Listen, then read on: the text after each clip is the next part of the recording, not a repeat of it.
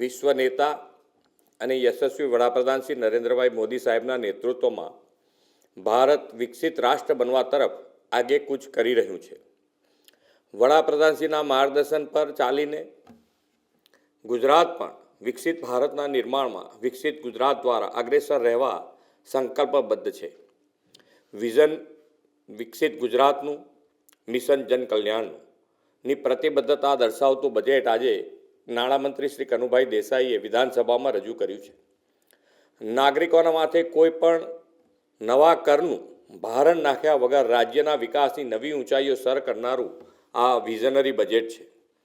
વિકસિત ગુજરાત માટે 50,000 કરોડનું વિકસિત ગુજરાત ફંડ સ્થાપવાની જાહેરાતને હું આવકારું છું. વિકસિત ભારત માટે, વિકસિત ગુજરાત અને વિકસિત ગુજરાત માટે 6 રિજિયન ઇકોનોમી પ્લાન તૈયાર કરવાના છીએ.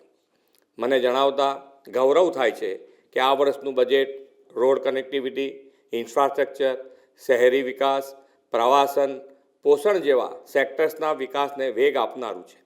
સમગ્ર રાજ્યમાં વ્યાપક વર્લ્ડ ક્લાસ રોડ નેટવર્કનું માળખું સ્થપાય તે માટે આ બજેટમાં આયોજન કરવામાં આવ્યું છે. નમો શક્તિ એક્સપ્રેસવે સહિત 2 નવા ગ્રીનફિલ્ડ એક્સપ્રેસવે અને 12 નવા હાઈસ્પીડ કોરિડોર વિકસાવવા માટે જાહેરાત કરવામાં આવી છે. તેના કારણે પ્રવાસનને પણ વેગ મળશે. વડાપ્રધાન શ્રી નરેન્દ્રભાઈ મોદીએ ગુજરાતના મુખ્યમંત્રી તરીકે 2005માં શહેરી વિકાસ વર્ષથી રાજ્યના શહેરોને વિકાસની ચેતનાથી ધબકતા કેન્દ્રો બનાવ્યા હતા. હવે તો તેમના વિઝનરી નેતૃત્વમાં ગુજરાત દેશનું ગ્રોથ એન્જિન બન્યું છે અને વર્લ્ડ ક્લાસ સુવિધાઓ સાથે આપણા શહેરો વિશ્વ કક્ષાનો વિકાસ ધરાવતા થયા છે. તેને વધુ વેગ આપવા 2025ના વર્ષને શહેરી વિકાસ વર્ષ તરીકે ઉજવવાનું આપણે નક્કી કર્યું છે. આ માટે સમગ્રતાએ શહેરી વિકાસના બજેટમાં 40% વધારો કરીને વધુ 31,000 કરોડ ફાળવ્યા છે. નવી રચાયેલી મહાનગરપાલિકાઓ માટે માળખાકીય વિકાસ સહિતના કામો માટે આ બજેટમાં નાણાકીય જોગવાઈ સુનિશ્ચિત કરવામાં આવી છે. વડાપ્રધાનશ્રીએ વરસાદી પાણીના ટીપે ટીપાનો ઉપયોગ અને સંગ્રહ માટેનું આહ્વાન કરેલું છે.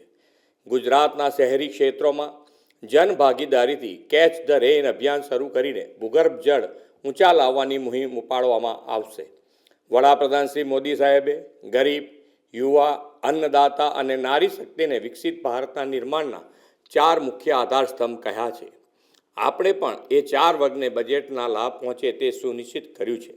આપણી યુવા શક્તિ આર્ટિફિશિયલ ઇન્ટેલિજન્સના યુગમાં વિશ્વ સાથે કદમ મિલાવી શકે તે માટે 7 ટેકનિકલ સંસ્થાઓમાં AI લેબ બનાવવામાં આવશે.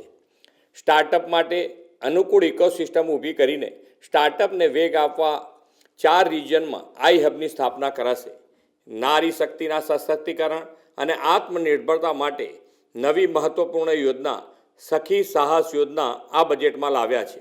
નારી શક્તિ સાથે સાથે આપણી ઉજ્જવળ આવતીકાલ સમા બાળકોના પોષણનો પણ આ બજેટમાં ખ્યાલ રાખવામાં આવ્યો છે.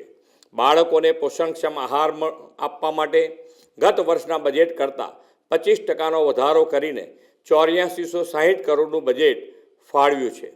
દેશની કૃષિ ક્રાંતિનો આધાર કૃષિ ક્ષેત્ર આધુનિક બને અને અન્નદાતા વધુ સક્ષમ બને તે માટે કૃષિ ઉત્પાદન વેલ્યુ એડિશન દ્વારા ખેડૂતોની આવક વધારવા agro processing and process promotion માટે પ્રાધાન્ય કર્યું છે. ગુજરાતમાં મત્સ્ય ઉદ્યોગના સર્વાંગી વિકાસની પ્રતિબદ્ધતા સાથે મત્સ્ય ઉત્પાદન વૃદ્ધિ અને એમ્પ્લોયમેન્ટ જનરેશન માટે એક મહત્ત્વની જોગવાઈ મત્સ્ય ઉદ્યોગ ક્ષેત્રના વિકાસને વેગ આપવા કરવામાં આવી છે. હવે ખેતીની જમીન પર મત્સ્ય ઉછેર માટે NAની મંજૂરી લેવામાંથી મુક્તિ આપવામાં આવશે.